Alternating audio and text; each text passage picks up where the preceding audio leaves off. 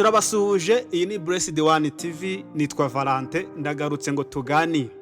Nkuzaniye inzozi, ubwoko bw'inzozi butanu, nuramuka urose imwe muri zo, uzamenye ko ugiye guhabwa promosiyo, cyangwa se niba uri umushomeri uzamenye ko ugiye kwinjira mu kazi, cyangwa se niba hari akazi wabagamo ukabona ntibigenda, uzamenye ko Imana igiye kuguteza indi ntambwe, uzamenye ko Imana igiye kukuzamura. Izi nzozi eshanu mu buryo Imana yashize bwo kuganira n'abantu bayo, harimo no gukoresha inzozi. Kandi inzozi nibwo buhanuzi buba butavangiye.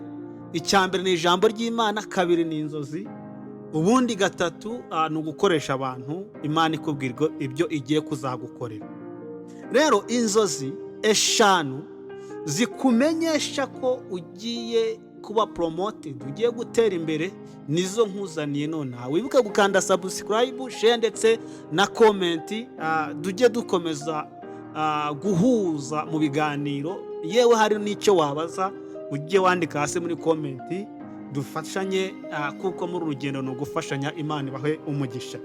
Inzozi ya mbere urota ikubwira ko ugiye kuba promoted, ugiye gutera imbere, ugiye gusingira kuba kuzamurwa mu ntera. Inzozi ya mbere nicyo bita crossing a river, cyangwa se kwambukiranya umugezi, cyangwa se kwambuka umugezi, cyangwa se ukabona kuzenguruka ahantu hari umugezi, cyangwa se ukabona uri hafi y'umugezi, cyangwa se ahantu hari uruzi, hafi y'ikiyaga, ukabona uri ku nkengero, cyangwa se ku mwaro.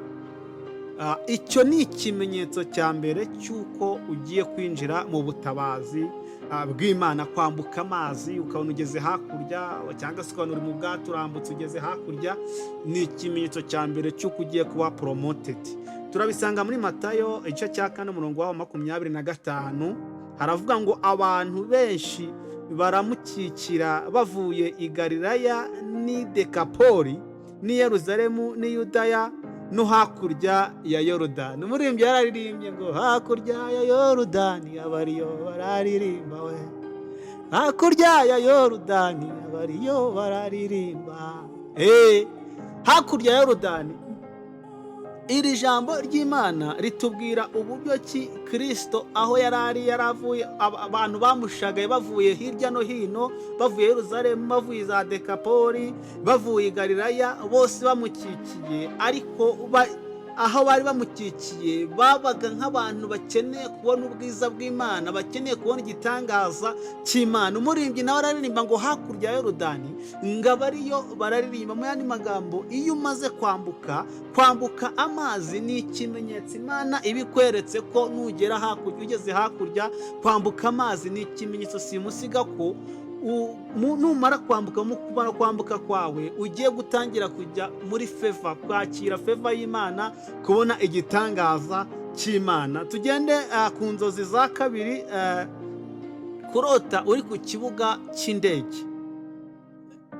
Kurota uri ku kibuga cy'indege, ukabona uri ku kibuga cy'indege, kandi ukabona utegerejwe nk'umuntu ugiye kwinjira mu ndege ufite urugendo. Turabizi ko twese indege ni urwo rugendo hari ubungubu rwa mbere muri transport rwihuse. Indege ni rwo rugendo rubangutse, kandi indege ishobora kugenda ibirometero mu gihe gitoya gishoboka.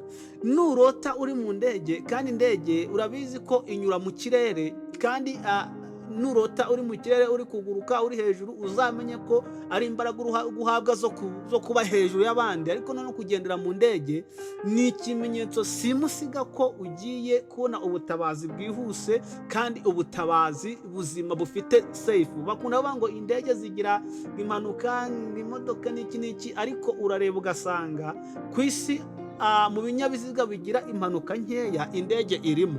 Bivuga ngo indege iyo urose uri ku kibuga cy'indege at the airport, ni amahirwe akomeye, ni imburo, ni amakuru Imana ibiguhaye ko ugiye kuba promoted, ugiye gutera imbere, ugiye kugera kuri wa rwego rw'icyerekezo kizima gifite intego naho uri kwerekeza.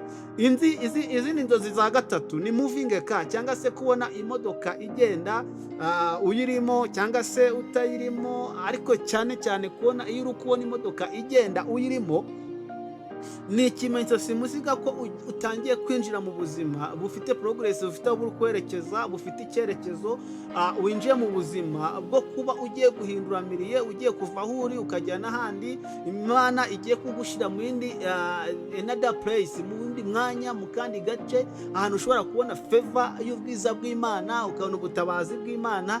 Kubona iyi modoka rero, kwisanga uri mu modoka, bisobanura nabwo ubuzima buri stable, ubuzima bufite aho buva n'aho bwerekera, bufite icyerekezo kizima.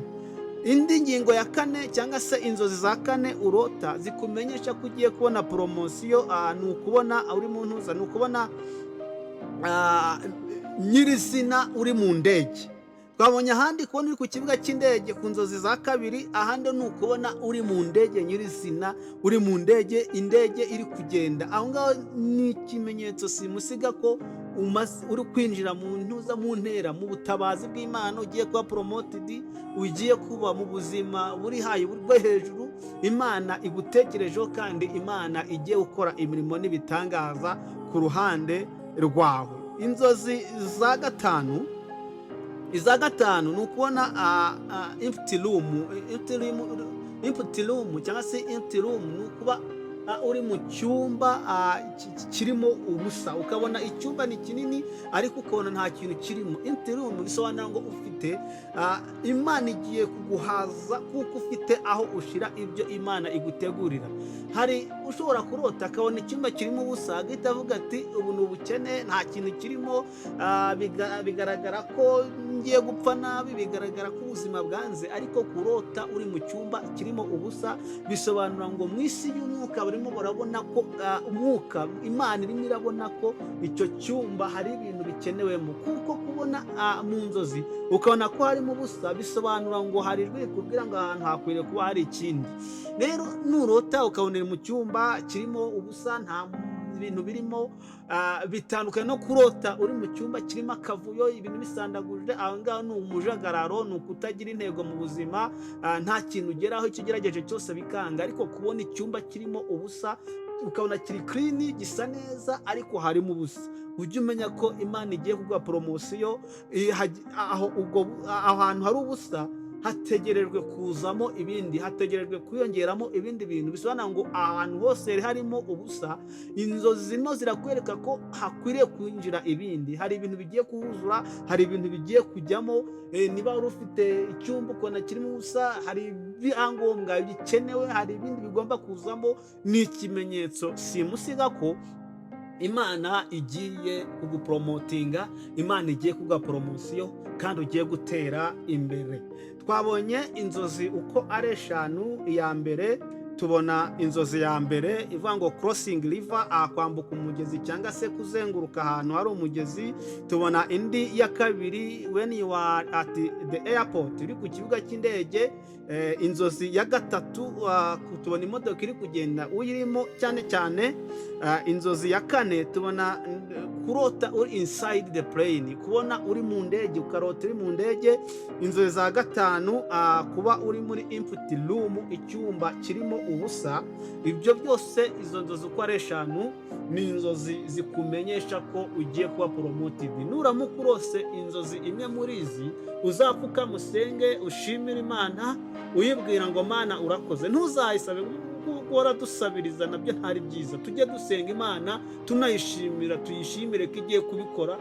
Burya kubwira Imana ngo nkorera iki, ahubwo byiza wayibwira ngo ndagushimiye ko ugiye kunkorera na kiriya. Niryo sengesho riba riryoshye cyane kurushaho. Imana ibahe umugisha, murakoze cyane. Iyi ni Blessed One TV. Mwibuke gukanda subscribe niba munyuzwe, like niba munyuzwe, nanone share ndetse na comment. Dukomeze dushigikirane. Imana ibahe umugisha, tuko pamoja kama moja. Murakoze cyane.